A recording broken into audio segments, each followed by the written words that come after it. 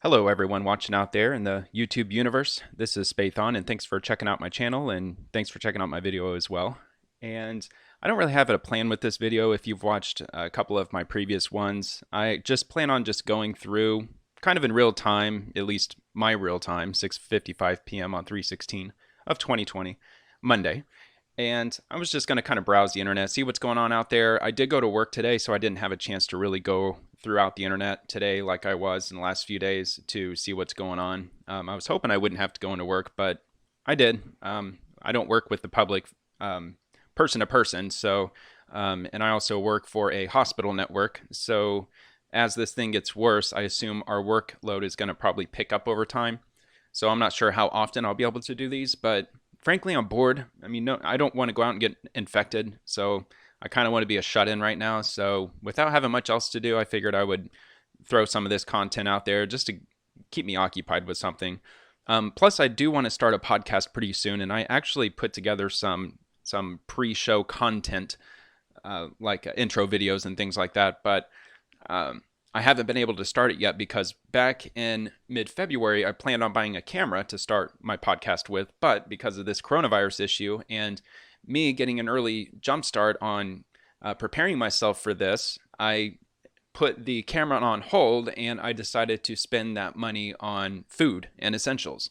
So obviously that was definitely the wise choice. I mean, to think that just a few weeks ago in the public supermarket, they were not only fully stocked with disinfecting wipes, but for a Lysol brand, they had them buy one, get one free. How crazy is that? So anyway, yeah, so I just plan on just checking out the internet. I mean, let's just see what's going on out there. Um, yeah, just real quick, I did get a notification in my email from nextdoor.com. Somebody posted this, and I thought I would share this, and I did respond to it. So this person mentions toilet paper. Does anybody know where all this toilet paper is going? And additionally, why is there never any new stock in the store? So I thought I'd chime in, as well as the other 41 people who also chimed in. And so clearly he's not following the news, he or she, not following the news very closely, or they're not on social media very much because it's flooded with toilet paper memes. And my response goes as follows. I had a feeling the comments were numerous when I saw this in my email. A CCTV video on a news outlet showed a large store, probably Walmart, opening with a fully restocked TP aisle, and a stampede of people flooded into the aisle and cleaned it out within minutes. The reason? Because people today are brain dead morons, in my opinion. You won't need the TP if you didn't stock the food. I don't have enough TP for several months, but I did prepare for the short term. And if I completely run out and I don't want to risk public infection, I have a detachable shower head to clean with. It still baffles me that people didn't prepare at all. We knew this was coming since late January. Frankly, even probably before, well, definitely before that, to those who were watching closely enough. People like to pretend nothing can ever happen to them. We live in Florida, folks, so we all should know better anyway. I mean, I live in Florida. This is nextdoor.com, so these are people in my local community, like just in the surrounding neighborhoods. So, I mean, yeah, we all definitely should know better, given hurricane season. We should all have leftover hurricane stock at the minimum. This will get much worse, and the way of life we had last week, casually grocery shopping, for example, won't be familiar for months, if we're lucky. And while these idiots pour out of the store with TP, how many thought of their pets? One thing's for sure, the government won't prioritize pet food for quite some time, and the window to stock up is pretty much gone, unless you want to join an angry mob of partially infected people crowding stores at 6 a.m. Even still, only the strongest will get the essentials. People might think cleverly and use Amazon or Walmart for their pet food. And I checked yesterday, and they did have some in stock, but for Prime members, the earliest delivery date was Tuesday, March the 24th. The delivery systems could very possibly shut down beforehand. The entire world is literally shutting down. And I mean, I didn't want to scare the person, but I'm just calling it for what it is. So that was a comment that I just felt like leaving out there. I don't know if they were sincere in asking that, or if they just wanted some attention. They're just bored and they just want to read some comments from the neighbors. So I thought I would give them my 2 cents. So yeah, that's really crazy. One thought that I did have. So New York City, they announced that they're going to shut down restaurants and bars. I think Miami may have had a similar thing happen. Miami does have a curfew established, and I just learned minutes ago that the entire state of New Jersey now has a curfew that's in effect at 8 p.m. So legally, unless it's an emergency, you are not allowed to leave your house after 8 p.m. So this is getting real, folks. This is really, really getting real, and it's going to get worse day by day. I mean, it's as the virus gets exponentially more vast in its exposure and its spread, we're going to get exponentially more shut in and locked down. And I mean, I would really hate to say this phrase. I've never liked to have ever wanted to say it in a real context, but martial law, that could be coming down the pike. Hopefully it won't get that bad. I mean, honestly, I would kind of hate for them to do this, but it honestly seems like the economy, the world, and of course people are more important than money. I get it. But it just seems like trying to push back this tide of coronavirus it's inevitably going to wash over the population no matter what. I mean, it's a brand new virus. We've never been exposed to it before. It's all over the world already. So the whole world is going to suffer majorly, financially, physically. We're going to lose a lot of loved ones.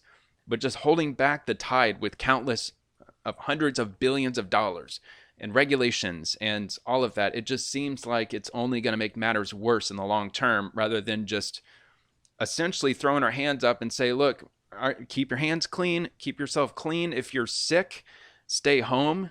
And, if you think you have coronavirus, don't, don't put your other coworkers at risk. Just stay home. And then for the rest of us, just go about your daily lives, keep the stores open. I mean, yes, the infection will spread far and wide, but it's going to anyway, people. It's going to anyway.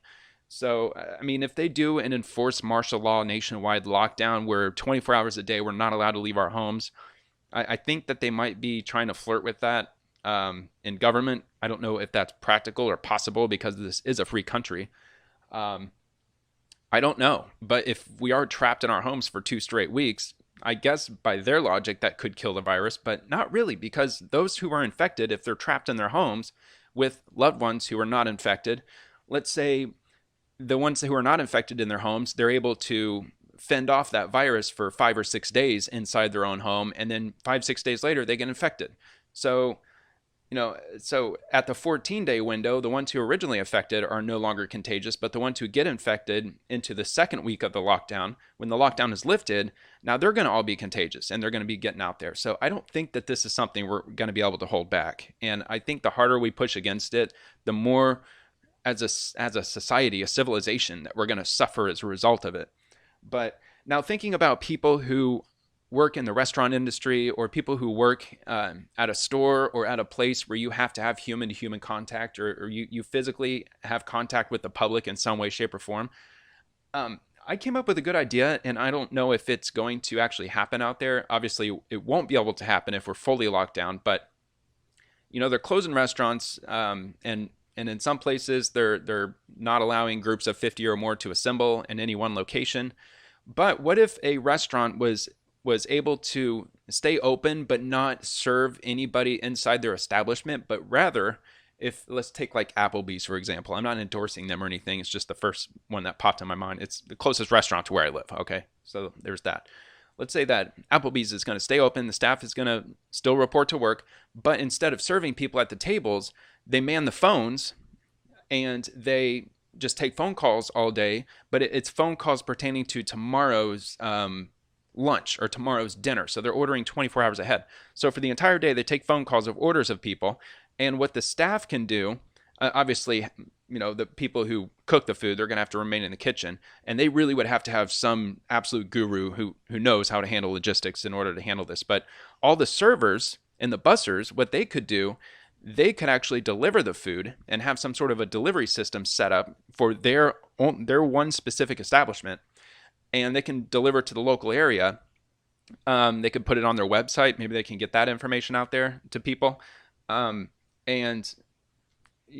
don't know maybe down the road they could get it sophisticated enough to where they could set it up like a pizza delivery type thing. But I just figured trying to rationalize paying everybody and keeping the store or keeping the restaurant open, they could have multiple members of the staff be delivering, taking a route. Of course, you got to get equipment for it. So I don't, how are you going to keep the food hot? How are you going to keep it, contained and all that while it's in the car? I don't know, so this idea may not be practical by any means, but it's at least something like a mom and pop Italian restaurant that might have 6 tables inside. I mean, how are they going to survive?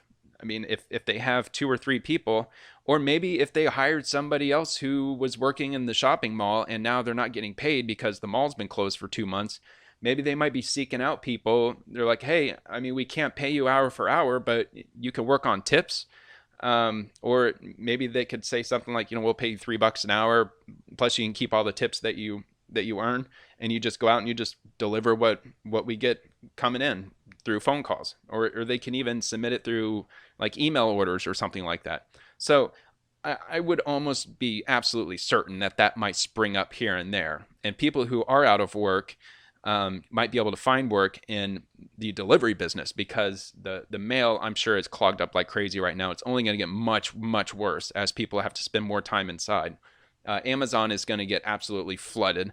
So that might trickle down to, well, not really trickle down to, but that might allow for stores, local stores, like your local bookstore, or like a Barnes and Noble, for example, like more of like a big box store. Maybe not to that scale, but like your family owned stores that you could go to. They might be able to stay open and take delivery orders over the phone, and then they'll have their employees just drive out and deliver it to their house. Yes, you would still be at a risk for getting the virus, but it's a one person to one person contact. So that, I think, at least I believe it would be easy for me to manage that, keep like sanitizing equipment with me, whether it be sanitizing wipes, or like the hand sanitizer or whatever, or like a bottle of that isopropyl alcohol or something. Whatever it might be, you can disinfect the exchange, like sign here kind of thing. And then you disinfect the pen, then you hand over your food over to them, and they might have to take charge of making sure that they got your germs off of the packaging or whatever. But that could work great for something like a bookstore. If somebody prefers reading books as opposed to reading on Kindles or reading online stuff, they could call up their local bookstore and say, hey, are you taking orders? And they say, yeah, well, right now it's a $50 minimum, so you have to order at least $50 worth of books, and we don't deliver same day. We'll have to deliver tomorrow because we take our orders all day long, and then overnight we compile all the orders to set up a route that we can send our employee on. That way they don't go to the store, to one house, back to the store, back to another house, back to the store. Instead, they can go from the store to house to house to house to house, and then back to the store. I mean, if it were me, that's what I would do personally. So I don't know if that will actually come to fruition. I hope it kind of does, because to imagine every restaurant in America and every retail store being shut down for months on end, I don't see that being possible without it absolutely crushing our economy, which looks like our economy is going to get crushed anyway based on the stock market numbers. And I'll show the Dow Jones here in a few, but actually I might start with that. But anyway, that was just an idea I had. I guess if you have any ideas, or if you think that's a good idea or a terrible idea, just hit me up in the comments. I'll check my comments. I'll see if anybody responds to it. I mean, honestly, I don't know if anybody's even going to watch this, but frankly, I don't care. I'm just doing this kind of for me, because I'm sitting here, I'm at my desk, or well, more of my table. Got my kitties chilling here with me, and whether if I'm doing this, whether if I'm recording or not, I'm still going to be doing this. So, I'm just adding talking to the mix. But yeah, if in case you're wondering, the whole poker thing, yes, I do play Poker Stars. If you play Poker Stars also, especially in a time like this, where you're going to be really bored and you might want to dust off your poker skills if you haven't played in a while, I do play on Poker Stars, and obviously I'm an American, so I don't play for money on this site. I only play for play chips. Now, I've been on here since, I think, 2006, maybe, 2007-ish. It's been since my daughter was a little baby. And I've got 4.8 million play chips. They call it play chips, $4.8 million bucks, whatever. And I did, back in the day when everybody thought it was stupid, most people still think it's stupid, but I did spend $10 and I bought 2 million in play chips. And over the years, I mean, off and on, I've gone 2-3 years at a time without playing this once, but but I did slowly compile it up to almost 5 million. So I don't play like crazy. I think now that this virus has started to spread around, I think I'm going to find myself on here more often. But anyway, my name on here is Suncoast Poker. And that's Suncoast, spell out the right way, and then POKR. There you go. There's a bigger view of it there in the box. But yeah, I don't know if you just want to, if you see me on a table, I think you can message on here. I'm not sure how you can direct message. I mean, you might click on the table that I'm on. You might be able to message me through my name. I'm not sure how that works, but I don't consider myself super good. I just play for fun. Usually the tables that I play on are 250, 500 chips. And I usually play like the 9-person tables, play no limit hold'em, but I can, and I do sometimes, like I'll play Raz, I'll play 2-7 stud. Um, um, uh, let's see, 2-7 low ball I like. I prefer 2-7 low ball single draw, but nobody is ever on single draw. Triple draw that's acceptable to me. I will play that sometimes. I hate Omaha, can't stand it, so you won't find me on there. But definitely stud. Stud's an awesome game to play. I don't like high low. I'm not a big fan of that. If you're familiar with that, but just straight up 2-7 studs fun. No limit hold'em I play the most, probably just like everybody else. But I don't think I'll be playing tonight. But I thought I'd just give that a shout out. That if you're bored enough and maybe at one time you were a member of a poker site, whether if you did it for money or not. I'm not advocating using money. I've never put money on sites like this before, so you're not going to see me gambling for money on here. I just think, the game can be rigged. It's electronic. I don't know what's going on behind this website here, so I don't trust them with it. I'll trust them with play chips. That's about as far as I'll go. I mean, if I want to gamble for real, I'll go down to my local Seminole Hard Rock Casino here in Tampa, and I'll play there. But that's an extreme rarity for me. I think it's been like 4 years since I've been down there. So anyway, that's me. Yeah, definitely check me out. Or if you want, hit me up in the comments of this video and just let me know what your name is. And next time I'm on there, I'll check you out. And yeah, we'll just chill and play some cards and just kind of pass the time as best we can. Maybe eat some canned soup or some ramen noodles or whatever it is that you got stockpiled in your closet. So anyway, let's go ahead and get into it. I'm not going to spend much time on this. It is 7:12. I haven't had dinner yet, so I'll probably end up wrapping this up maybe 7:30, 7:45, maybe 8 at the latest. So here's the Dow Jones Industrial Average of today, the worst ever in one day's history, if I'm not mistaken, falling almost 3,000 points. Now, if you haven't been scared enough by this virus, this is a number to start getting scared at. 13%. So the entire market, as far as the Dow Jones is concerned, which, if I'm not mistaken, it's the top 30, I think. Yeah, top 30 largest companies that are trading on the stock market. And they on average, I averaged out, those top 30 large companies lost almost 13% of their entire value in one day. That is scary, and that's in one day. So.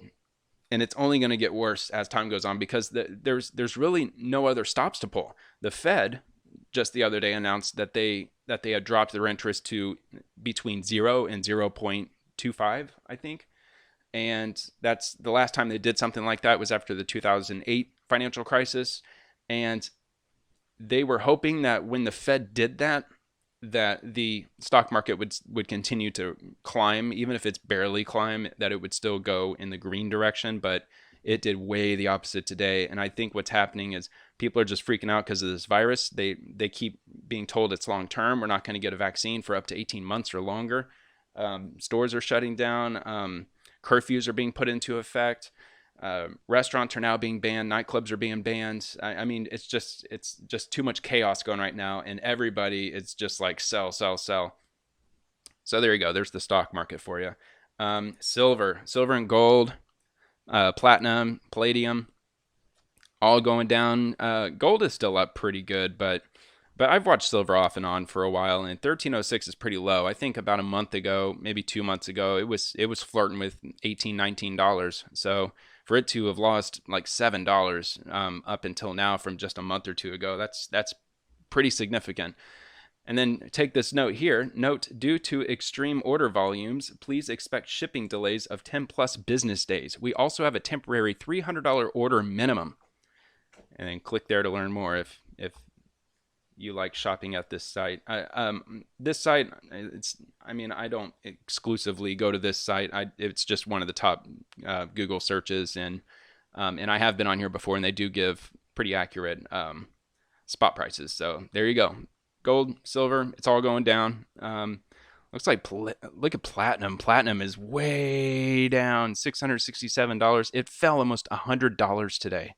I didn't notice that till just now. That is mind blowing. Look at this. Look at palladium. It fell $200 in one day.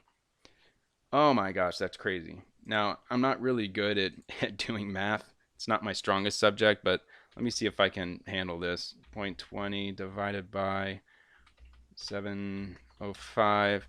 So 12, yeah, so it lost 12% of its value just today alone. So that's pretty much on par with the Dow Jones index. 12% palladium. Crazy. Platinum, I mean, looking at those numbers, it looks like it might even be worse. 97 point, what is that, 25 divided by 667.85, 14.5% in one day. So by the end of the week, you might be able to buy platinum at a heck of a cheap price. And I think, I mean, and I could be wrong, isn't it? Well, no, see, people keep buying, like they're ordering, like they're extreme buying right now. So everybody's gobbling this stuff up. Wouldn't that be jacking up its value? Wouldn't it be? It just sounds kind of strange that if everybody's trying to gobble up gold and silver and platinum and palladium, which I guess, why would you be buying? Oh, wait a minute. Because I think this site sells, or they actually buy gold and silver. So I wonder if that might be what it's pertaining to.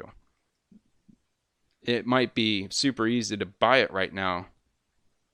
Let me see, temporary 299 order, 3 to 7 times increase in order volume. I mean, because I know some sites, they actually buy it. Sell to us, see?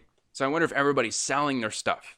That wouldn't surprise me. Everybody's selling their stuff, which, I mean, would be, in my opinion, crazy to do because, all right, it could take 10 years for it to get its value back. But, I mean, dude, that's crazy. I mean, if our economy, like if the Fed completely collapses and the Treasury falls and, you know, we have no more economy, your paper money is going to be worth nothing.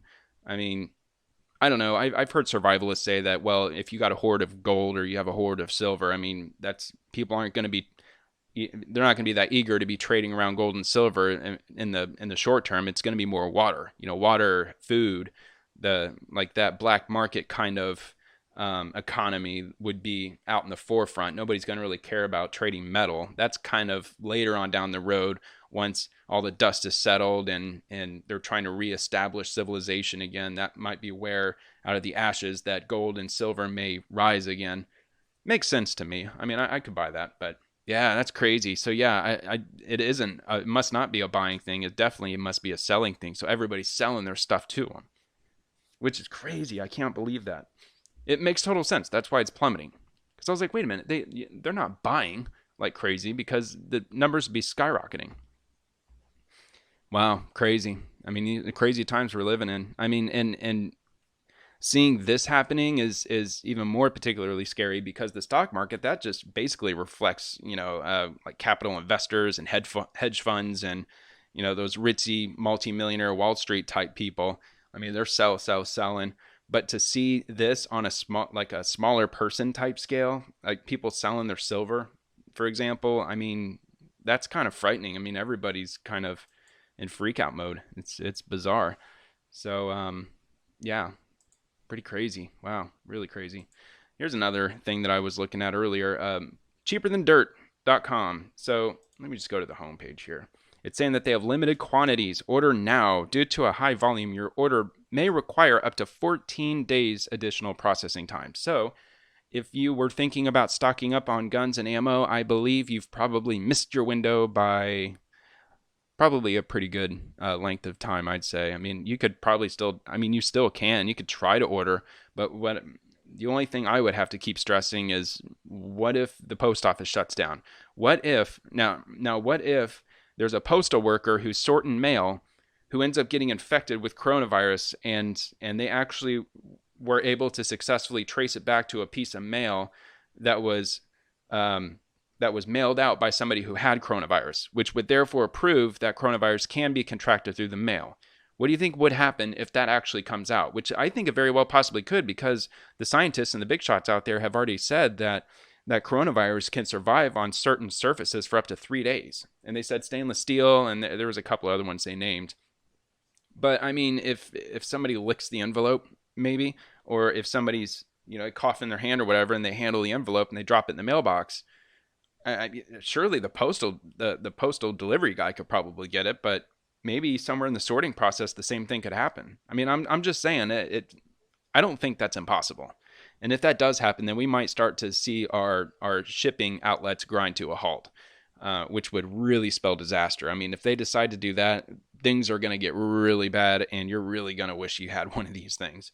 So I don't know. I mean, if you want to take the risk, if you have enough money left over after deciding to purchase a firearm, then maybe you can go for it. But I would definitely check your local and state laws. I know in Florida, if you're a first-time gun buyer and if you buy online, it takes about, I mean, I would expect it on a normal time frame. Like in a normal society, it would take about a week for your firearm to arrive at the gun store, because they won't deliver it to your house. They deliver it to a gun store or a gun dealer somewhere and you could pick the dealer anywhere you live near, and it arrives there, and you go up there and you do your paperwork to make sure you pass the background check, and then once you do all the paperwork, you have to wait 3 business days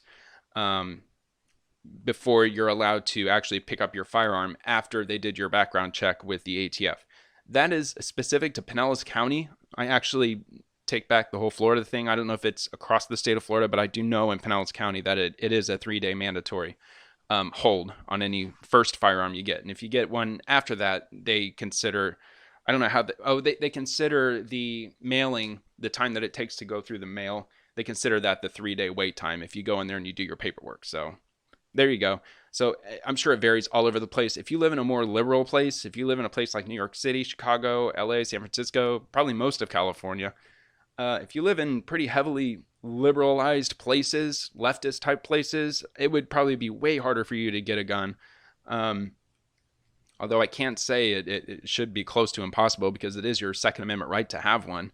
But yeah, I mean, they're drying up. They're drying up fast. I know there's news articles. I'll even check it out, because I'm sure there's a lot of craziness going on with this. But so a really popular round, I mean, I guess all of them are popular in some way or another. But here in the ammunition, I'm just going to look at ammunition, then I might look at a gun or two.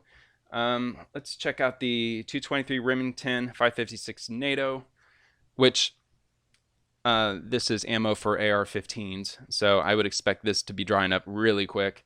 I checked this last week. I wish I could show you the comparison, but I didn't save the comparison last week. But it is way drier now.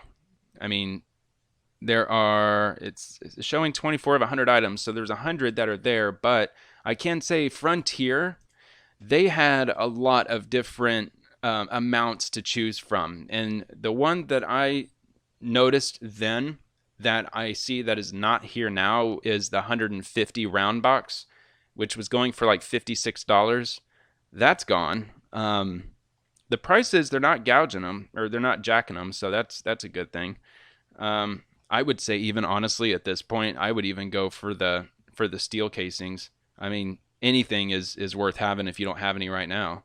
But yeah, but I think if you're starting to consider like, oh man, maybe this is going to get bad. Maybe they are going to close the stores eventually. Maybe I might run out of food. Maybe other people might run out of food, and they might come banging on my door or something. You know, what if the sheriff's department's overwhelmed because, you know, thousands of other people are doing the same thing? I think you missed the window, dude. I think you missed it.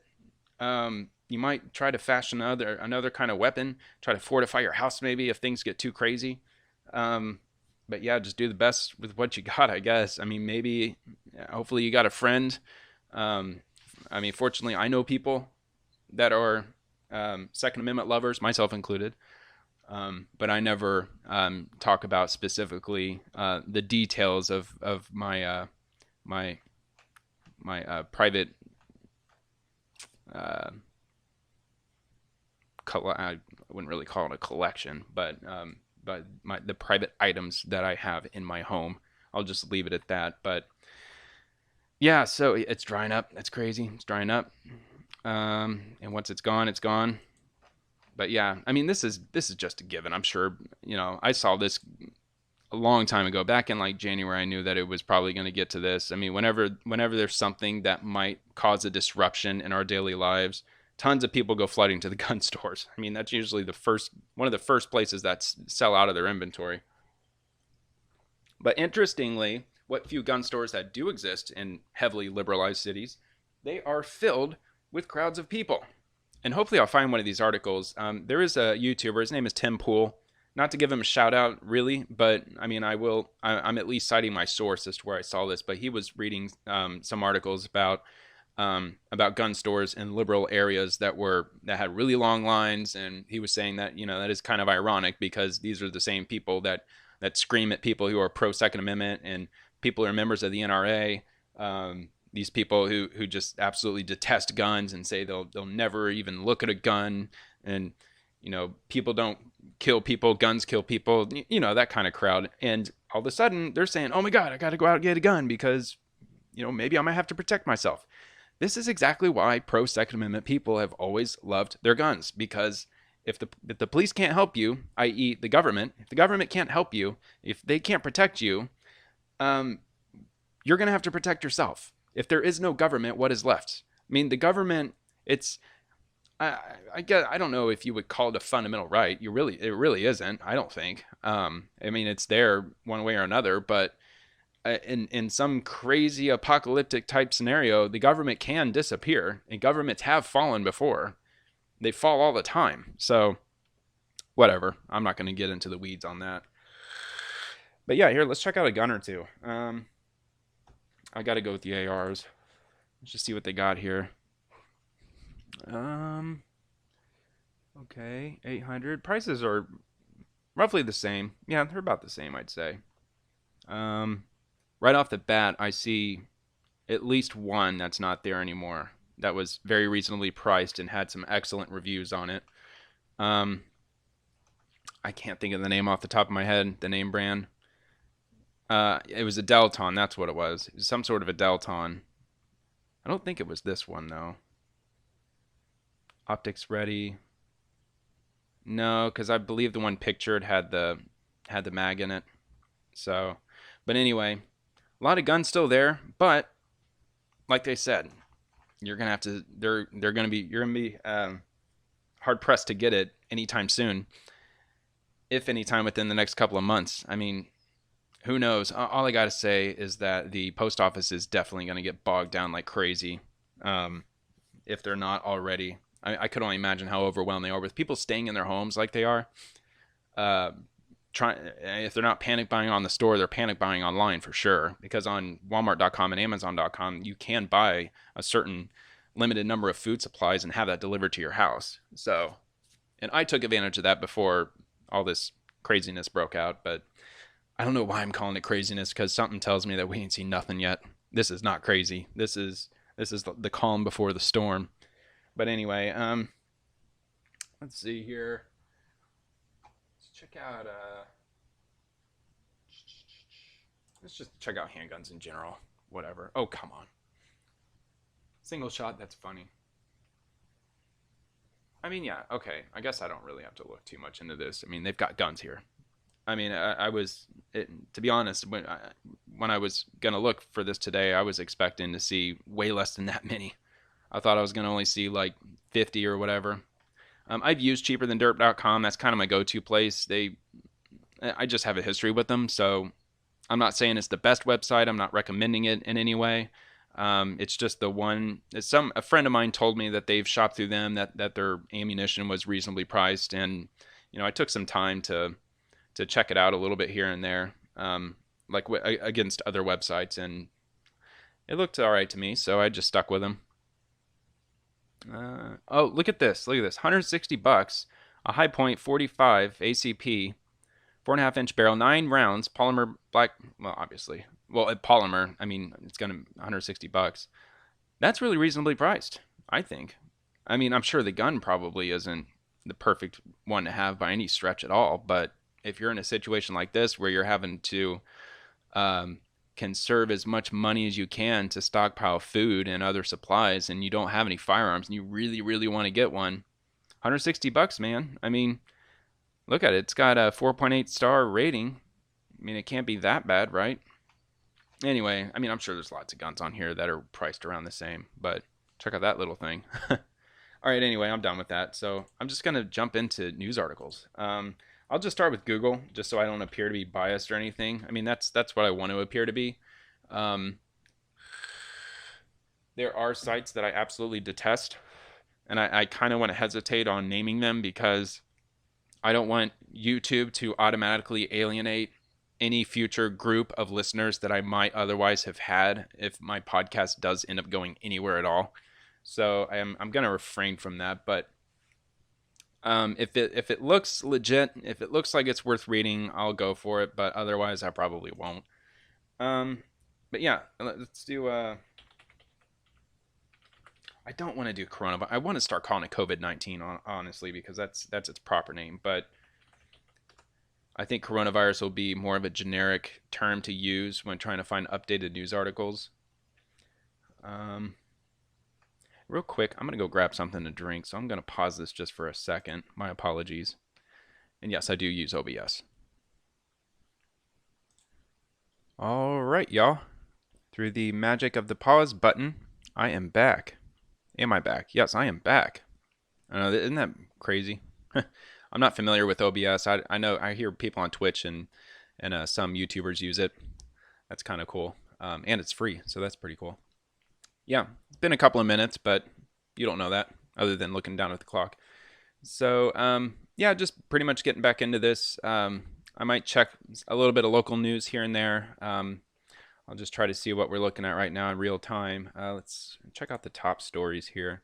And yeah, when I click on an article, if you watched a couple of my last videos, you'll see that everything that I read was already pre-highlighted, which of course won't be the case this time because I haven't looked at anything yet. So, oh man, that can't just be here, is it? In the United States? Oh man, it has to be, right? Live updates: coronavirus deaths past 6,500. Oh, worldwide. Okay, coronavirus deaths. That's still a very high number. 6,500 deaths. I think, wasn't it just 3,000 just a couple days ago? I think it was. Maybe even yesterday they were talking around like 4,000. For it to be up that high, I'm telling you, it's gonna, like what were they saying? Like every 4 days, maybe every 6 days, it's gonna double and double and double and double. That's really scary, folks. This is not good. This is scary stuff. Oh no, the UFC is going to postpone its next 3 events. That sucks.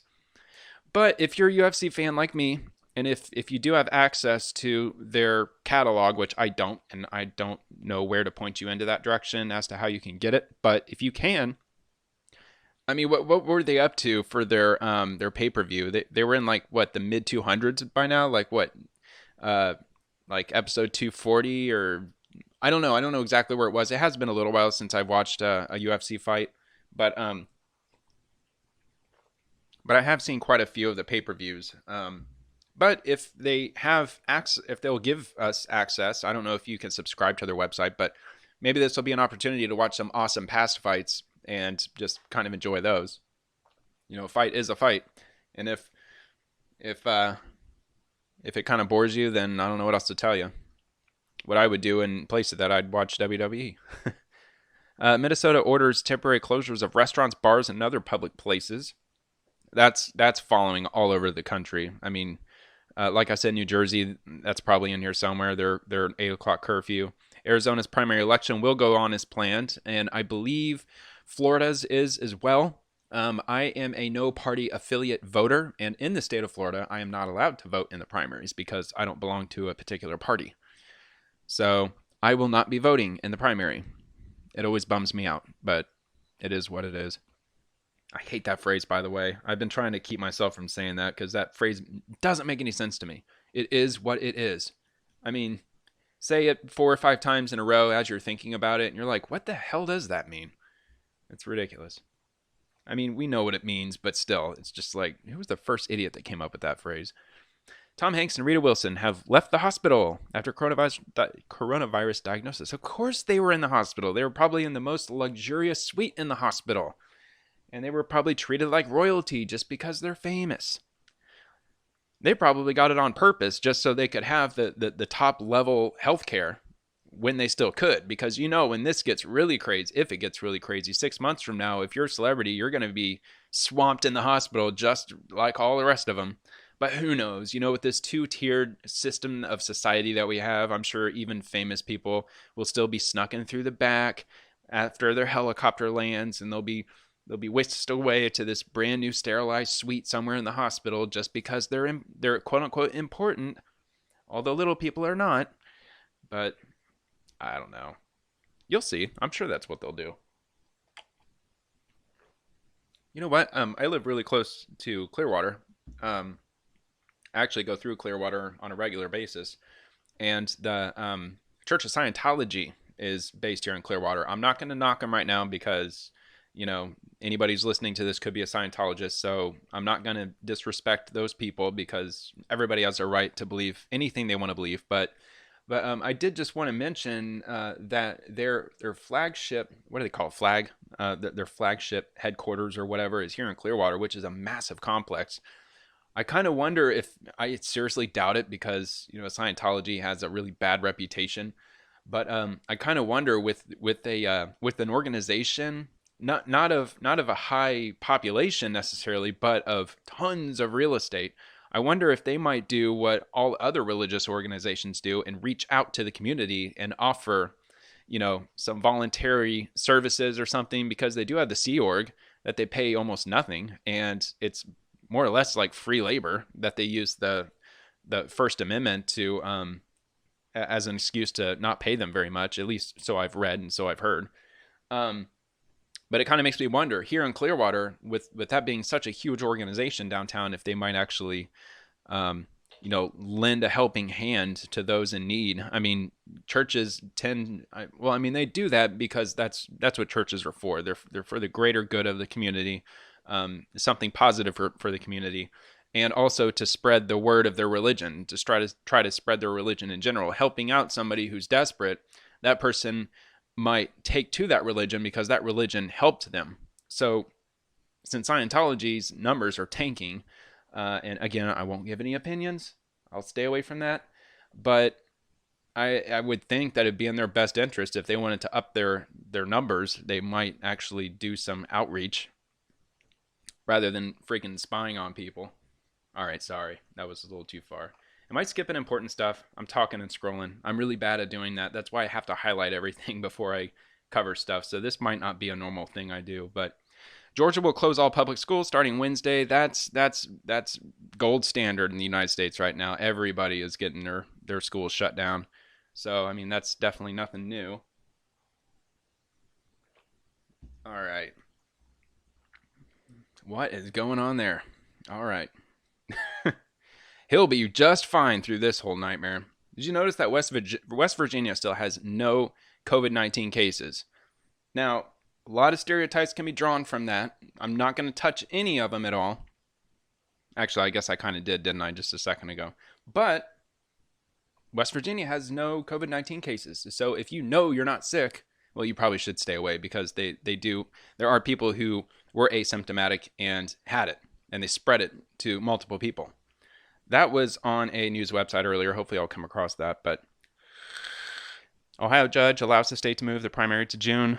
That was 28 minutes ago. So I know that there were something like six states, I believe. 6, maybe 7 that were having their primaries tomorrow. I already said Florida and Louisiana was on the list, but they pushed theirs also back to June. Ohio apparently did. So I'm wondering if any other states are going to last minute push theirs back. Do mail-in only. Mail-in ballots. Mail them in. That's what I always do. I always do mail-in. It's easy. You can fill it out in the comfort of your own home. You can read, you could read the names of the judges, all the the extra votes. I mean, I'm talking not the primaries. I'm talking like the actual election itself. And then plus, everybody knows who goes out and votes. There's a lot of those like amendments to laws, and there's a lot of laws that the public can vote on. Legalizing marijuana was a big one in recent years. What's nice about voting from home is that instead of standing there at a voter booth and trying to read what all this text says for this one particular thing they're trying to pass, Instead, you can go home and just read it in the comfort of your own home. Take your time, surf the internet, see like where you lie on the issue, instead of just blindly voting when you're there without reading it. Holy crap! Only in Los Angeles. Look at that. Los Angeles County Sheriff releases inmates early due to coronavirus concerns, and there it is. Look at that. They had 17,076 people in custody. As of Monday, they now have 16,479. Okay, well, come on, CNN. I mean, that could just be, hyped up. Maybe because of coronavirus, people aren't breaking the law so much, so they're having an influx of inmates going into the jail, and more people are being released for maybe time served, or maybe they were found not guilty, or maybe, I don't know, whatever the case might be. There just might not be as many people just going in right now because people are hunkering down. Maybe I'm wrong. I don't know. I don't know, LA. It would not surprise me for 1 second if they're actually doing that. If they're letting crowds of people out of jails because they're worried about the virus. Crazy stuff, man. That's really crazy.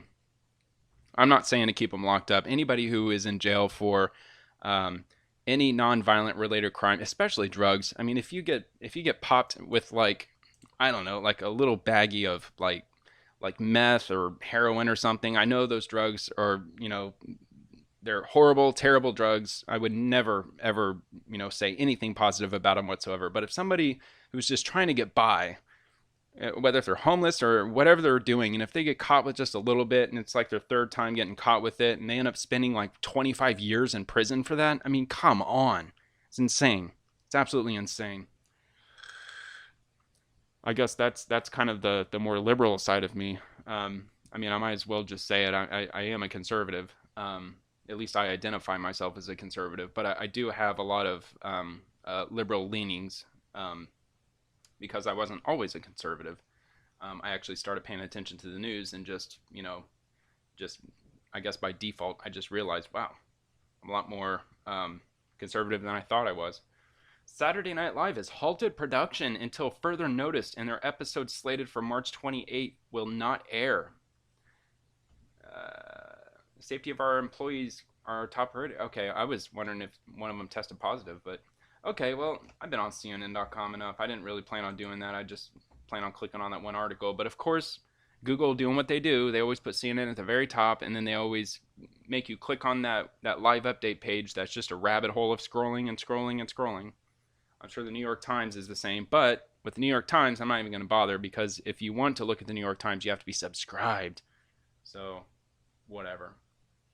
I'm not giving him a dime. Who owns the New York Times? It's either Carlos Slim. I think it's Carlos Slim, right? The cell phone billionaire from Mexico. Jeff Bezos owns a huge media company. It's I think it's the Washington Post, if I'm not mistaken. So there you go. You get billionaires buying these left-wing news outlets, and it doesn't surprise you that they push a lot of propaganda. Just my opinion. Just my opinion. Okay, don't take that to the bank. Just read the news for yourself and make your own decision. I mean, that's exactly what you should do. Just don't take sides because somebody tells you to. Look at both sides on every issue and just weigh your leaning. Just whichever one you decide that you lean toward. All right. Anyway, yeah. See, so I get some local stuff here too. WKMG Orlando. Not familiar because I live in Tampa Bay, but total Florida-related coronavirus cases up to 166. It was 135 last night. Now it's up to 166. I mean, it's getting crazy, man. It's not looking good. And Trump releases guidelines to slow coronavirus spread in 15 days, but warns the crisis could stretch until the summer. This kind of scared me, 15 days, because they did say if you quarantine yourself, if you either believe you're infected or if you are infected, if you quarantine yourself for 14 days, by the time the 14 days is over, as far as I understand, you're not going to be contagious anymore. So I guess that by this, they're assuming that if everybody just shuts themselves indoors and they don't leave their house, period, I'm talking like the entire American population just stays put for 2 weeks. Anybody who is sick, they'll just, it'll run through their system.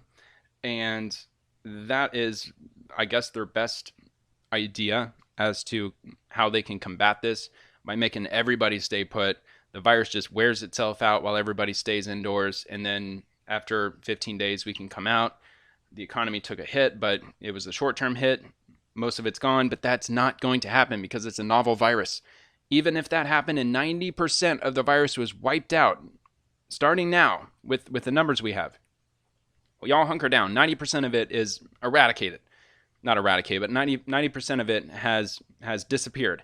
You still have those 10% of cases. Once they open up everything and everybody starts going out again, you're going to have some of those cases who are asymptomatic that are still highly contagious. It's just going to start all over again.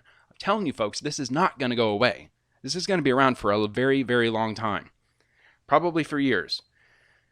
And I know they did start clinical trials on vaccines. I did see that on TV today. Today's Monday, right? Monday. So that was on Fox News, because at my work, we have TVs all over the place. It's cafeteria. You can actually listen to it out on the floor. It's muted, but Monday, Wednesday, and Friday, Fox News. Tuesday and Thursday at CNN. So they kind of try to stay in the middle, but at least they don't alternate those weeks. At least it's always Monday, Wednesday, Friday, Fox News, because that's what I prefer, because, you know, I'd rather watch a news outlet that actually touches on other news articles besides constantly Orange Man bad, if you know what I mean.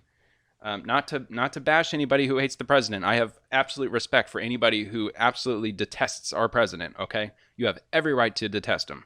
So I really don't want to get into all that stuff. I mean, I can get extremely political, but I have the utmost respect of anybody who wants to call our president the most deplorable person in human history. I mean, that's your opinion. That's what you believe. I mean, you're as an American as I am. You have the exact same rights as I do, and I applaud you for your freedoms to express anything that you want to express regarding politics in general. So, all right.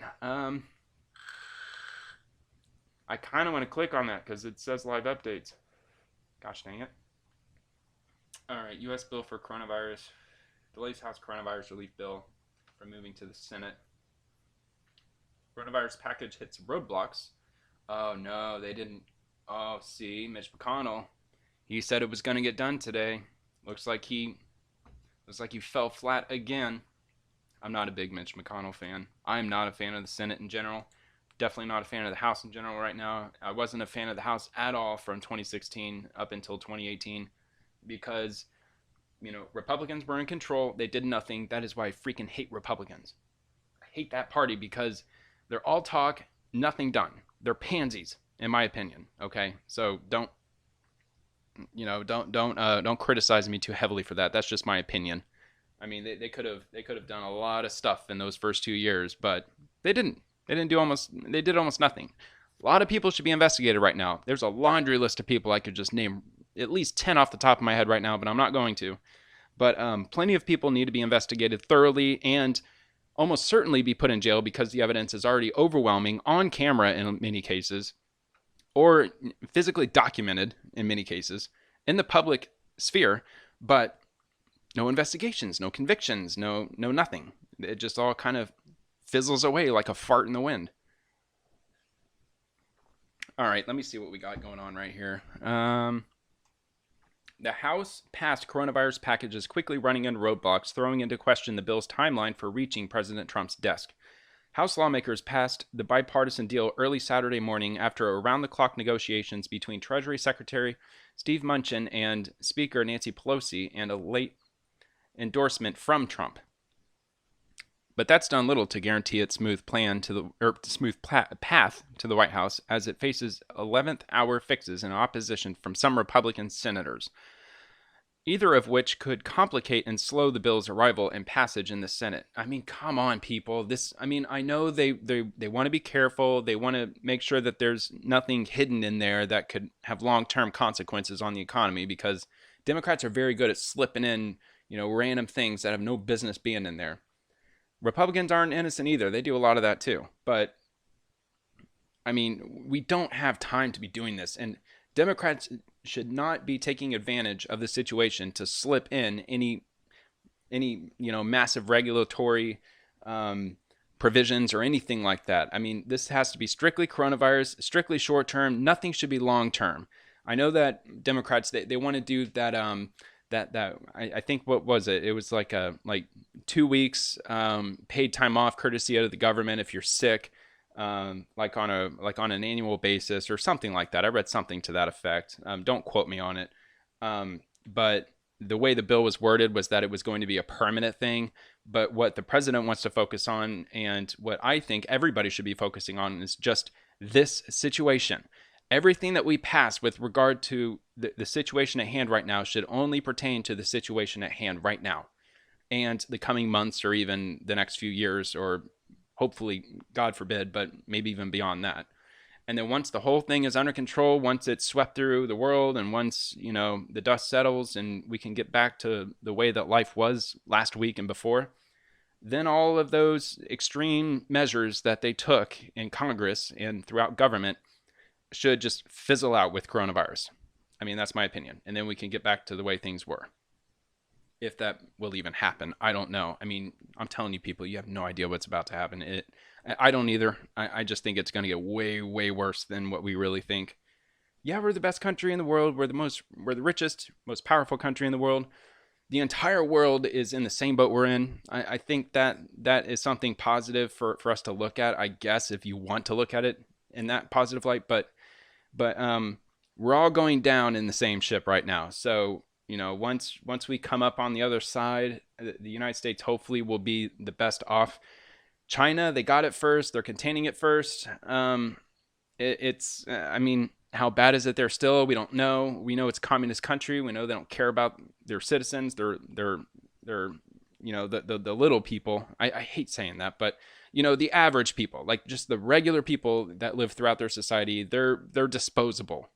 At least from what I've seen. Maybe it's propaganda. I don't know. But that's what I've seen, me viewing the news, as far as China is concerned, that, they'll do whatever they can to get this virus out of the way, because once the virus is out of the way and it's out of China and it's over with, their borders, I'm sure, will remain closed so it doesn't come back. And they're just going to beef up their economy, beef up everything, and make themselves as strong as possible while everybody else is falling apart. And I hope that never happens, but there's a lot of craziness going on. I don't want to get conspiratorial or anything right now, but I don't know, just to say enough on that subject, that it just seems kind of interesting that the president put a 25% tariff on the entirety of China's economy. Essentially, anything that's going from China to the United States is subject to a 25% tariff, as far as I understand. And that equates to something like $500 billion a year or $250 billion a year, something like that. It's an excessive amount of money. We're entitled to that money, okay? So they need to pony up, because that's been a long time coming anyway. But it just seems kind of interesting that I don't even think it's been a whole year yet since we imposed that. I think that was like back in August or something when all that went into effect. Now all of a sudden this mystery virus, just a few months after that, ends up unleashing throughout China. And maybe they curb their population a little bit through this virus, but the bigger picture is that it spreads throughout the rest of the world. The world falls, and China gets a quick handle on it because it started in China, so they must have some know-how of the virus before it went crazy. I don't know. I mean, that's a lot of conspiratorial talk there, but I mean, it's way too early to make any determination. I'm just saying, if there's smoke, but whatever. Anyway, let's see here. Talking too much. Let's see where I'm at here.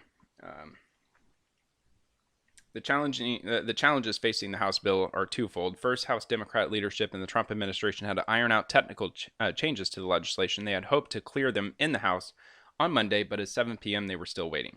With the House out of town and its return date uncertain, any agreement will need to clear that chamber by consent, something it's not clear leadership has at the moment. And just to do a quick stop there, the House of Representatives better get back in that chamber as soon as possible. I know they always have like this day off and that day off or whatever, but they cannot afford to shut down the attendance of the Congress just because of coronavirus. I know there's 400, I think there's 435 representatives in the House of Representatives. So yes, it's a large gathering, but it's a risk that they have to be prepared to take, because they took the oath of public service, and The hazard comes with the job. And no matter what it is, you need to be there to represent the people that are counting on you in government to represent them. And if you want to cower away and hide and protect yourself from getting infected, well, that just makes you a coward. And you should have never taken this job to begin with. So if you're willing to take the risk and sit there and do your job and pass legislation, then more power to you. I mean, you're a hero for doing that. And I don't want to I never want to give much praise to the governor of New York, but he did say a lot of that. That government should not shut down, at least in his state. They need to go back and reconvene. They should not take any time off. I know it's a risk to them. Maybe we can space them out a little further apart from each other so they can be more protected against the virus if anybody else might be infected and they don't know it. But government cannot shut down. And this is the risk they took. That's what he said. They didn't realize it when they took that oath of office, but it comes with the job. I mean, you have to serve the community that you're representing, period. And just because there's a virus going around, that doesn't excuse you from being able, or from having to represent those people. I mean, each representative represents, what is it, something like 600,000 people per district? I mean, that's a lot of people that are counting on you to be there and to do your damn job. So, anyway, vape stick, if you ever hear that. You ever hear that noise? That's my vape stick. All right, anyway. I quit smoking back in 2015. Actually, almost exactly to the day. I quit on March 15th of 2015. That's hilarious. So one day over, I've been off cigarettes for 5 days, or 5 years. 5 years. That's pretty cool. I am vaping. It does have a lot of nicotine in it. Nicotine's it's the best chemical ever created by nature or mankind. I don't know who created it first, but whatever. All right, let's see here. Let's see. Well, anyway, they said it's by 7, as of 7 p.m. They're still waiting. It's still tied up in the Senate right now, and they're mowing over it, and they're trying to figure out what's going on. And yes, back on Saturday, the House passed the bill 363 to 40. This bill is supposed to free up some additional money to combat coronavirus in a broad, generalized term. I mean, I could read the entire thing, and it's going to take forever, but if you want to look this up and find out what's going on with the legislation to help combat coronavirus from a financial and probably legal standpoint, as far as this bill is concerned, you can just either Google this, or you can just go on Google and type in coronavirus bill, maybe. I'm sure that'll kick up something. I mean, I don't want to stay in Washington, D.C. over this. I want to see what's going on around other parts of the country.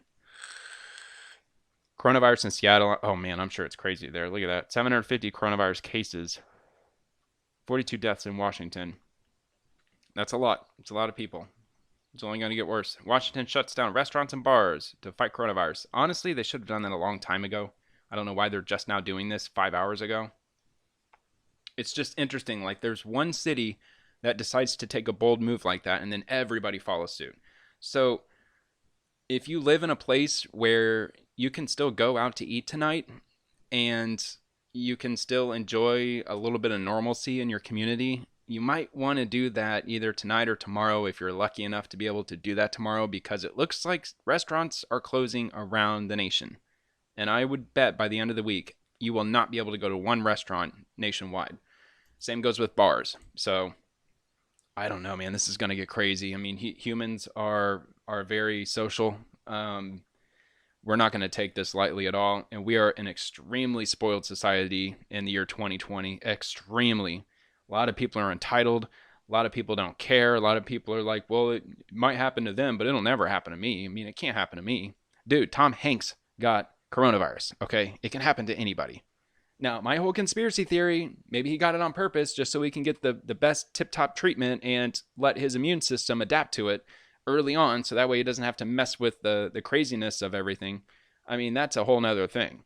I mean, he's got enough money where he could probably retreat to some private island for 10 freaking years in a row and wait for the entire population to just wash out of existence, for all I know. I mean, he already did it. He already did it once with Castaway, right? Sat on an island for 4 years. It's not based on a true story, by the way. But I mean, maybe, I guess if there's, I'm sure that there's people that have been stranded on islands for that long, but certainly not Tom Hanks. I'm sure behind the cameras there was probably this giant buffet table set up with the best delicacies you can imagine when it comes to eating lunch. Meanwhile, he's doing takes trying to get a freaking fire going on the beach. All right, what's next here? This is a very, very bad one. Trump issues new guidelines to stem coronavirus spread. This will be a long article, probably because it is Politico. I still haven't seen this yet. I'm looking forward to watching this before I go to bed because I assume that it's important, but I haven't seen anything drastic um, as of yet. I mean, drastic in the way of the entire nation is now officially at a curfew, and I think that's coming. I honestly think that's probably pretty close. So, President Donald Trump on Monday acknowledged the gravity of the coronavirus epidemic, or pandemic, I apologize. Pandemic, widespread, worldwide, releasing strict new guidelines to limit people's interactions in an increasingly urgent bid to slow the virus in the next 2 weeks before U.S. hospitals are overwhelmed. And that right there is the golden statement. U.S. hospitals are overwhelmed. Not golden, but critical. You know what I mean. Because that's what's going to happen. I think that 15-day thing they keep talking about, that's going to be around the time when the hospitals are going to be so filled with people that they're going to have to start turning away people that they're not going to be able to help. And they're afraid that seniors are going to start getting turned away because that's already happening in Italy. Because they're essentially saying, like, look, you're 85 years old. Yes, this might end up killing you, but you did live 85 years, you know. You did live a really long life, you know, longer than the human average. I mean, you had a lot of years that so many people are not going to have if we keep letting 80-plus-year-old people into our hospital. So, I mean, it sounds tragic, but it's probably going to get there. That's why they keep saying, don't get anywhere near your elders physically. Stay away from them. Don't get them sick, because if they do, in the next month or so, your elderly loved one is going to have to go to the hospital because they're literally dying. And when they get there, they're going to get turned away because somebody who is 40 years old or 50 years old is on the verge of dying, and they need that ventilator to stay alive so they could have the same shot at 30 more years, just as you were already able to experience. It sounds so cold-blooded and crazy, but that's just the way the situation is. I mean, what are they going to do? What are they going to do? They can't just magically wish 10,000 more hospitals to just randomly pop up out of nowhere. I mean, everything is finite, people. Everything's finite. There's not an infinite amount of beds. There's not an infinite amount of ventilators. There's not an infinite amount of IV bags and medication and antibiotics. I mean, antibiotics, 95+% of it comes from China. So we're not going to be getting antibiotics if they decide to cut us off. And lots of people are going to die if that happens. I mean, people probably of relatively all age groups, really, if they can't have access to antibiotics, which coronavirus is. I mean, it's immune to antibiotics, I'm sure, because it's a virus. It's not a bacterial infection, but I'm sure that antibiotics can help, you know, prevent some of the symptoms from getting too bad. I mean, maybe bronchitis, pneumonia, something like that, but whatever it might be. So we have an invisible enemy, the president said at a news conference where he released guidelines that called for people to avoid gathering in groups of more than 10 people. 10. It has now dropped from 50 to 10. Steer clear of eating and drinking at bars, restaurants, and food courts, and work or attend school from home whenever possible. I'm not working from home yet, but we are using software. Me personally, I'm using software at my work that is strictly work from home. I'm basically using a virtual machine at my desk right now, so then when I do have to go home, I will be trained well enough to use it when we are forced to go home, because they are talking about closing my building. Quote, this is a bad one. This is a very bad one, end quote. And if the president is saying that, the president of the United States, regardless of who he is as a person, if the president, the person who is getting all the information, classified, top secret, unclassified, whatever it might be, he is hearing everything. If he's telling you that this is a very bad one, it's worse than what it sounds there, okay? The guidelines, including a strict recommendation that anyone with even minor symptoms stay home, are not mandatory, but they were issued with a sense of alarm and a frankness that Trump has not previously displayed. The president acknowledged that the crisis, which has already killed thousands around the world and set off a plunge of world markets, could last until July or August and even plunge the nation into a recession. Even plunge it into a recession? Come on, Politico. It's going to be in a recession. I won't bring it up again, but the Dow Jones Index dropped 3,000 points today. That was almost 13% of its entire value in a single day. Just wait till Friday. Wait till Friday. I mean, if it keeps dropping like that, it's going to start to flirt with 10,000 points, which is starting to teeter around to 2011, maybe 2010-ish, which back then, I mean, it was back like around the 4 digits, especially in 2009. I mean, that was like full-on recession back then. And it might only take a week for it to get there, whereas when 2008 happened, it took about a year and a half before it got to that point. This is no joke, people. No joke. I mean, this is getting scary. I mean, I don't want to scare people, but I mean, you got to wake up if you're not awake yet. I mean, especially those people who haven't stocked up at least 2 weeks. I think those who stocked up 2 weeks even underestimated what they really should have. I mean, we might be talking about months. I mean, 3, 4, 5 months. Because how is FEMA going to feed 330 million people around the country? The government cannot do that, people. I hope you all understand that.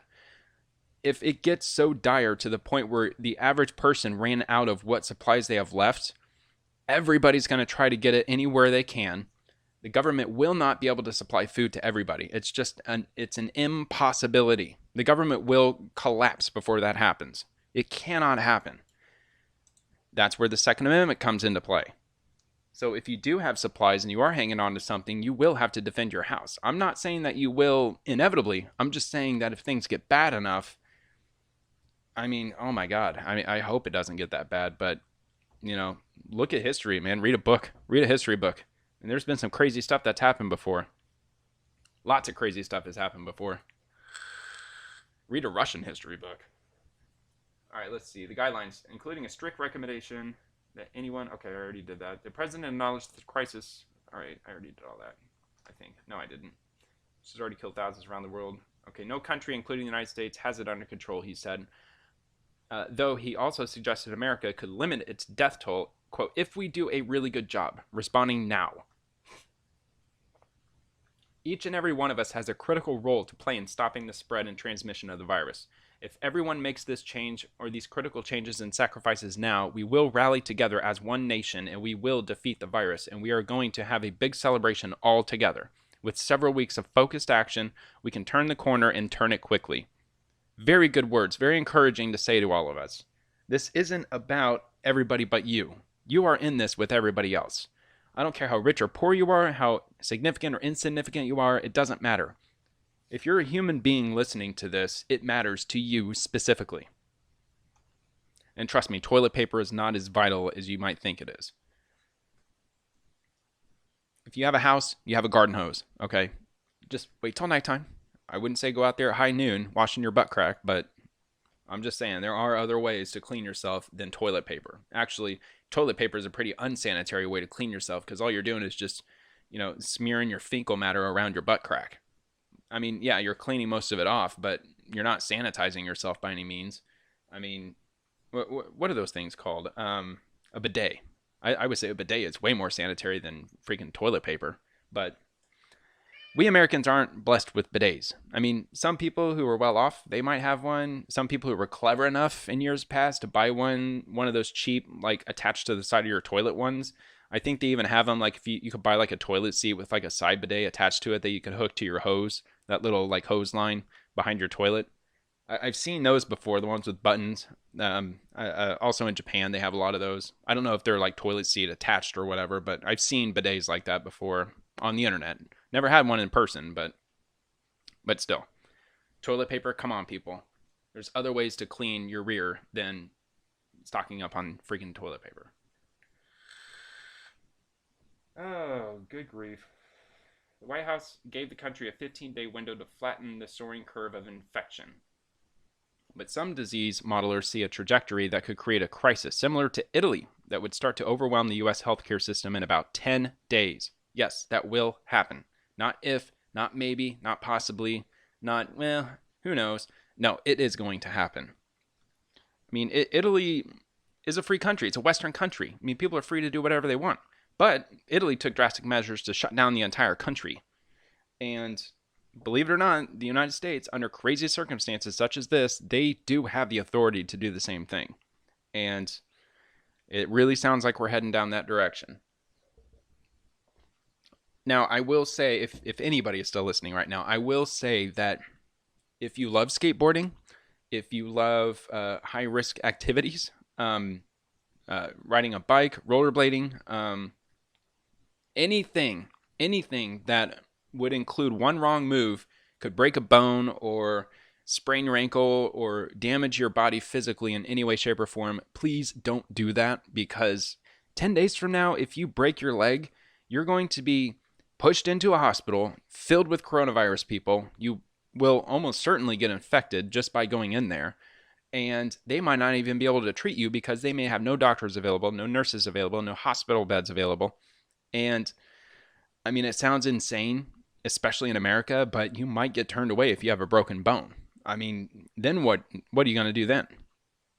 I have no idea. I mean, all I'm saying is that, maybe they'll fix you. I don't know. But by the way it sounds from the president, it sounds like that if you accidentally hurt yourself doing something stupid, you might have to deal with your injury for a longer period of time than doctors would otherwise recommend.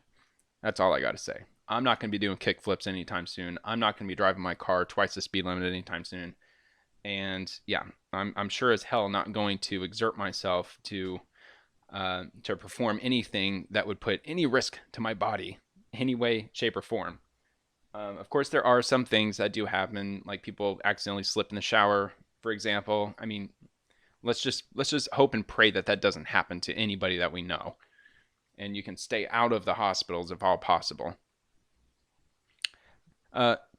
Fauci, I think that's the guy who's short, wears glasses, an older guy, raspy voice. He's always at the podium whenever the president's up there. Fauci called the 15 days a trial period for the guidelines to be reconsidered. It isn't that these guidelines are now going to be in effect until July, he clarified. What the president was saying is that the trajectory of the outbreak may go until then. The new guidelines come on the heels of the Centers of Disease Control and Prevention guidance Sunday night that recommended the cancellation and postponement of gatherings of 50 people or more for the next 8 weeks. Yada, yada. Let's see. Trump said the situation was bad. Aggressive social distancing is clear. If everybody does what we've asked for in the next 15 days, we will see a dramatic difference. More than a month and a half into the response effort after the failed bids to prevent and then contain the disease spread, the Trump administration is now scrambling to put its full weight behind a messaging campaign aimed at convincing people to do something simple yet unnatural. Stay home. And I'm telling you, it is not going to happen. It's not. In our overprivileged society that we live in right now, people don't care. And those people who don't care are the ones that will get sick. And imagine somebody who doesn't give a crap getting sick. Do you think that once they get sick that they're going to take the extra measures to make sure that the people around them don't get sick? Think again. I'm sure everybody knows somebody who gets sick. When they get sick, they don't cough into their arm. They don't keep their hands washed regularly. They're not taking the extra precautions to not spread whatever it is they have. No, they're coughing out into the air. They're making all this hacking noise, and you can almost just see all the particles floating out into the air every time that they cough. I mean, there's some people, they don't care because they're already sick, they're already miserable. So for all they care, everybody can be miserable. I'm telling you, there is a great percentage of our population that sees the world that way, and it's really a sad thing. It really truly is. So anyway, I'm just going to back off this article here. I don't like this setup here because it's just a little too compact. Let me go ahead and refresh. Maybe there's something else that came up. Let me go ahead and do this real quick. I know, I like to check this website. Trouble timing. Trump issues guidelines to slow the virus spread in 15 days, but warns crisis may last months. Okay, we already know that. Massive Dow plunge tells us about the virus. No, not interested. I know it's bad. Judge stops Ohio governor's plans to push back primaries over coronavirus. Okay. Survivor. I actually read that during my lunch break today. The That was interesting because she had no symptoms, none. She caught the virus, didn't she, I think she had like a sniffle or something, and that was it. And she thinks that she might have spread it around because she didn't know she even had it. And then she got a test. I don't even know how she got a test.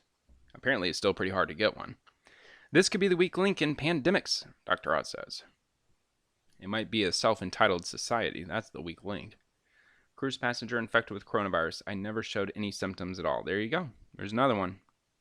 So you might get lucky enough to not show symptoms, but that makes you a dangerous person.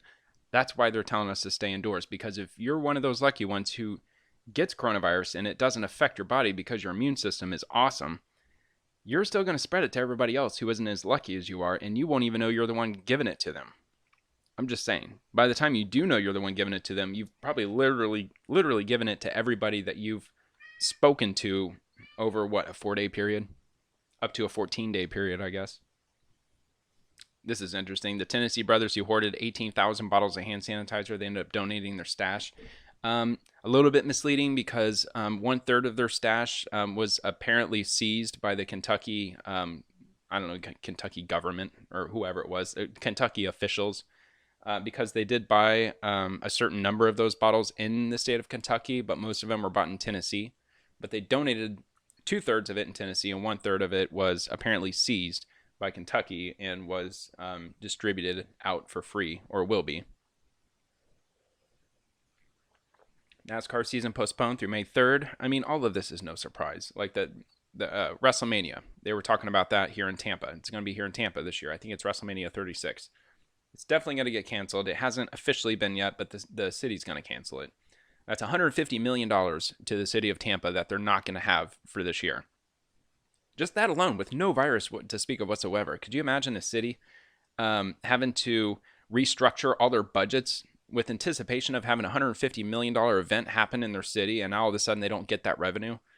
I mean, mark my words, I'm sure they prepared for that. I'm sure they prepared, not for the virus, but they prepared to disperse those funds before they even got it. I'm sure that's how local governments work when it comes to certain events like Super Bowls and music concerts and things like that. Let's see, New Jersey 5-year-old. Yeah, see, it's rare in kids for some reason, and I think the reason why is because most people who caught it early on in the U.S. were the ones that were traveling from Italy and China and other countries, and they probably tend to be those ritzy socialite types who get to travel around the world, and they probably don't have much contact with kids. They probably just hang out with other adults, and they infected other adults, and kids were spared because they may have just not been exposed as much. But I don't know. There's some doctors that are suggesting otherwise, that there might be some link as to the reason why kids either are very less symptomatic or they're just a little bit more immune to it than adults tend to be. So who knows? But anyway, I think I might end up pretty much cutting it here. It's 8:20. Let's see. Let me do one last. Just one last check here, see if anything else came up. And I know I have skipped across quite a bit of information. I'm just picking here and there. Plus, I don't want to sit here and just quietly read without talking, because that tends to be boring to anybody who might still be listening right now. Oh, here's a map on npr.org. This might be interesting to see. Here we go. So this is tracking the spread of the coronavirus in the United States. Over 70 deaths across the country since the United States case of the coronavirus was identified in Washington State on January 21st. Look at that. That's how long we've had to prepare for. From January 21st up until March 15th or 16th, and people are just now starting to panic. Really?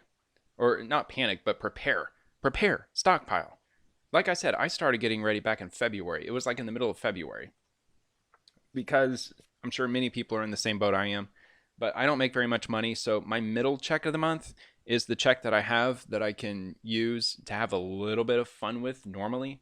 But instead of having fun last month, I used that money to buy a lot of food. I shopped at Aldi, and I mean, not a lot. I mean, I didn't stock up months and months, but I at least took the advice of the the Department of Homeland Security, and I did stock up on at least 2 weeks, and that includes water. I mean, come on, people.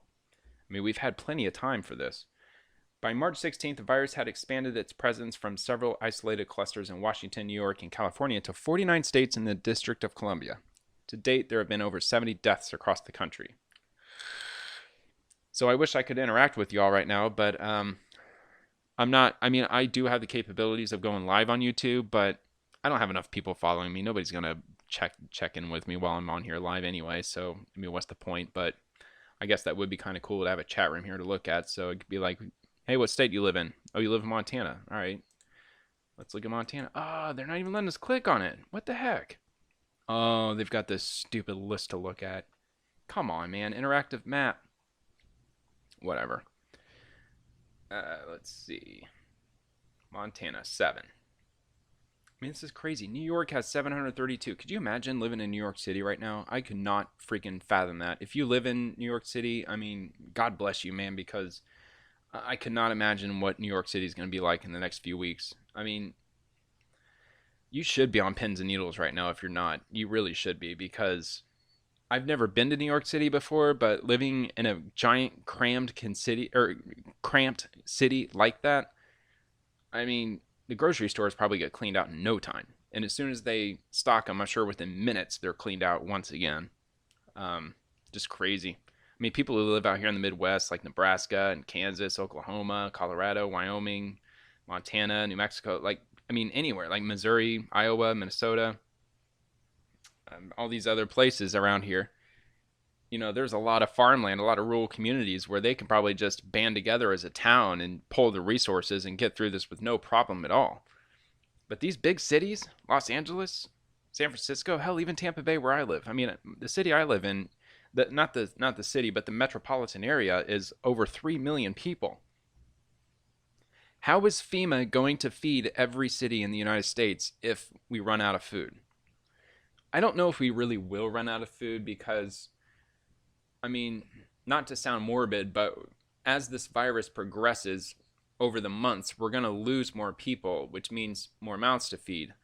I know this sounds horrible and morbid, but we're not increasing the amount of food we're eating because of this virus. I mean, we're still eating the same amount. It's just people are gobbling up stuff just to prepare, and they should have a right to do that, definitely, because the government told us to stock up a 2-week supply. The only thing they didn't tell us, which they should have, I know they didn't want to incite a panic, but they had to have known this was coming months ago. They should have told us back in January, everybody should go out and get a 2-day supply. So yes, there would have been sort of a mad dash, but everybody probably would have followed the 2-day guidelines. So yes, everything would have been cleaned out, restocked, and gotten used to it. Oh, okay, a week from now, let's make it a 3-day supply. So then everybody goes out and gets an extra day. Let's make it a 4-day supply. And then little by little, they could have built it up to a 2-week supply rather than after this sweeps the nation and schools are closing, businesses are closing, restaurants are closing. Now they're starting to implement curfews statewide, such as New Jersey. And now they're saying that we have to have a 2-week supply. Well, don't you think that's going to cause the grocery stores to be emptied with mass panic and brawls in the street like what happened out in front of a Sam's Club the other day? I mean, the government really dropped the ball big time, and I would not fault the president for it. I would fault the CDC. I would fault FEMA. I would fault all of them for it because they were so ill prepared for this, and they should have been on top of this because, I mean, look, in the year 1918, the Spanish flu, the H1N1 epidemic or pandemic swept worldwide. And they said that the United States had over 60 million cases. And I don't know how many people died from it. I don't know if the number was like 700,000 or what the number was exactly. I'm sure it was a very inaccurate number, being that it was from 1918 until like the early 1920s. But still, I mean, this isn't the first time something like this has happened. So we should have had a really good contingency plan for this. And this should have included public relations. It should have included addressing the nation in a strategized method that would have included everybody stocking up at the same time, but not at the point where everything would be cleaned out, forever and ever. I mean, as soon as it hit China, they knew they knew that it was a virus that the human population has never dealt with before. It's a novel virus, so they knew that this virus was going to sweep around the world. I mean, this is the year 2020. People travel all the time. Tens of thousands, if not over 100,000 flights occur around the world every day. Probably hundreds of thousands of flights. New York City, they see millions of people on public transit every day. Now, picture that worldwide. I mean, the way that humans travel today, if there's a novel virus that starts anywhere, if you don't catch that with patient zero, or maybe within the first 15 cases in the year 2020, it's out there and then you're not getting it back. I mean, that instantly becomes a tide you cannot hold back. And they should have kept us on top of this since probably back in November, or maybe the government even found out as early as October, because sources are saying that China may have known that this thing got out as early as October. But I'm sure that the United States, the government, knew early enough to have given us enough advance notice, more so than what the media was telling us back in like around Christmas time and early January, that there's this mystery illness in China. It's only in China. But I think the government knew enough about it to the point where they should have educated the public and said, hey, look, it may not hit our shores. We're going to try our best to make sure it doesn't. We'll close off travel from China to here from non-Americans at a time that we feel is necessary. But in the meantime, just to be on the safe side, you might want to consider getting some extra provisions. Maybe they did do that and I missed that message. Maybe they did say something like that back in January. I don't know. I'm sure somebody was saying it. I heard that message back in early February. And then I waited a week, and then my middle of the month paycheck came up, and that's when I was convinced, like, okay, all right, I think I probably should stock up on some stuff because this dude is making a lot of sense. And I did. And my God, I'm so glad I did too. But I don't think I bought enough to last me. But hopefully I'll be able to get through as long as I can without having to go to a grocery store. Not that there'd be much there when I go anyway. But anyway, I'm going to pretty much leave it there. I think I've seen enough. I want to see the president's speech of what he gave earlier. I read, I think, the gist of it, but I don't know. Tomorrow it could be even worse. It will be worse. It'll be much worse. A lot more states, I think, over the next coming few days will start to implement curfews for sure. I think that's absolutely going to happen. And I'm telling you, when states start to implement curfews like that, that's when people start to get really edgy. If you live in New Jersey if you live in New Jersey, you're not allowed to leave your house after 8 o'clock unless it's an emergency. Okay, so that is not good, because anybody who is out after 8 o'clock wandering the streets is probably up to no good. And I'm not saying that it's time to, sleep with a gun in your lap yet, but I'm just saying if that occurs across the country, a lot of people are going to get extremely edgy. And I don't know. I guess if you want to take away anything right now pertaining to that, if you were thinking about getting a firearm, and if you know of a store near you that still has them that you can get, and if you can pass the background check, like you can. If not, you should definitely look that up.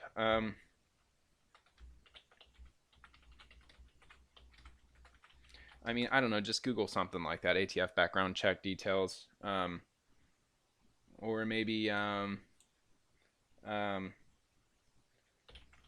passing background check. Well, I'll be proper. But yeah, gun control, no, background, well, whatever. I mean, it won't be very hard to find, I'm sure. I mean, basically, you cannot be a felon, okay? And if you have a misdemeanor, it can't be for domestic violence. I know some states have more stringent rules, but you can't have a violent history. You can't have a mental illness diagnosed by a doctor, and you also cannot have a diagnosed by a doctor history of drug addiction, because that will come up on your background history. So those are the big ones, the big main ones. And then, obviously you have to be an American citizen. You have to be a certain age, depending on which firearm you're buying. If you buy a handgun, I think it's across the board. You have to be at least 21 years of age. I think you can buy a rifle or maybe even a shotgun if you're 18, maybe 19 in some states, maybe even 21 in some states. I don't know. But those are the bare basics. I think if you can pass all that, then you're pretty well, you're pretty well going to pass that background check. And once you go into the gun store and they do the background check, it'll come back almost instantaneously. It takes like 3 minutes for the ATF to get back to them. So it's not like you're going to have to wait days for it, at least under a normal circumstance. I don't know about now. Their system might be overloaded, but anyway. So yeah, I guess I would say the time is now if you're considering getting a firearm. I'm not going to go into like, should you get a handgun? Should you get a rifle? This, that, and the other. That's up to you. Get on YouTube, watch the videos. If you're talking home defense, it's usually up to your discretion. I mean, if you go with a rifle, it takes like an extra half a second to swing it around to aim, I guess. Maybe an extra second. Whereas like a handgun, it's more readily available. You can grab it faster, you can move it faster, but its accuracy is not as great as if you had a rifle and you know how to hold it. Shotgun, really good to have for home defense because all you really got to do is just point and shoot, and you're probably going to hit something. But yeah, it's all up to you. Shotgun, I mean, you're not going to be able to stuff 10, 20 rounds into it, 30 rounds into it. Like you could with other firearms. So, I mean, it's all up to you. I mean, maybe you can get the trifecta. You can have all three of them. There you go. But anyway, I'll leave it there. Hopefully tomorrow might look a little better, but I'm seriously highly doubting on that. I would make a Vegas bet that it's going to be way worse tomorrow. Way more restaurants or way more states are going to call for restaurants to be closed. I think a lot of states are going to go after the president's recommendation and limit groups of 10. I don't know, man. That's a stretch. I mean, people are still freaking out about the 250 number. I mean, seriously, think about it. Like Regal, I think it was AMC or Regal Cinemas, throughout the entire country, they cut their attendance in half. Like they're only limiting their theaters to half attendance. I guess that'd be like one person every other seat. I mean, those are gonna have to close completely if they're maximizing 10 people. I don't know. It's looking crazy, but yeah, I'm not sure how this video went. I mean, if you liked it, definitely like. You can subscribe if you want. If not, that's fine too. I just kind of go the way I go. I'm not really counting on, giant subscriptions, and I'm not a clickbait kind of guy at all. So I just kind of do my own thing. But my podcast, when I come out with it, it will be a lot more interesting, I believe. It's of course it's not going to be covering coronavirus. I mean, like quite the contrary. It's going to cover science, definitely astronomy. I love astronomy, cosmology. It'll cover lots of points of history. I also enjoy geography. My daughter is a dinosaur fanatic, so I'm sure I'll get into a lot of dinosaur related material. And then anything that just sounds interesting. I mean, there's a lot of random stuff that I find. Like it could be about a certain person, or it could be about a place. It could be about anything. I like learning about inventions. I like learning about engineering. How electricity works. That's really fascinating to learn about. But just really anything that just seems interesting to talk about. And I'm going to try to stay very broad with the stuff that I cover. That will hopefully have a little bit of something for everyone in each podcast I do. I'm hoping that it'll go for 2 hours each episode. And I'm hoping that I do like 6 segments that will talk about different topics that are quite different from one another. That way, hopefully, you'll enjoy at least one of those topics. And if you're not familiar with a different one, hopefully you'll learn something out of it and you might get interested in it. So, all right, I'll leave it there. And thanks again for watching. And wherever you live in the country, just stay safe. Definitely stay current. Definitely watch the news that you trust. Definitely follow the federal government's guidance. Go to .gov websites if at all possible. Don't just stick with CNN. Don't just stick with Fox News. Don't just stick with like Huffington Post or BuzzFeed or whatever. Just don't just exclusively tie yourself off into one place, because you might go insane if you do that. Otherwise, you're not going to get all the information that you need. Just broaden your horizons when it comes to this coronavirus, because there will be some outlets that don't tell you some key things you need to know. And then there will be other ones that tell you some key things that you really shouldn't know because it's not really happening. So, there's a lot of fake news out there, to say the least. But anyway, thanks again for watching. And until next time, just be extremely careful out there.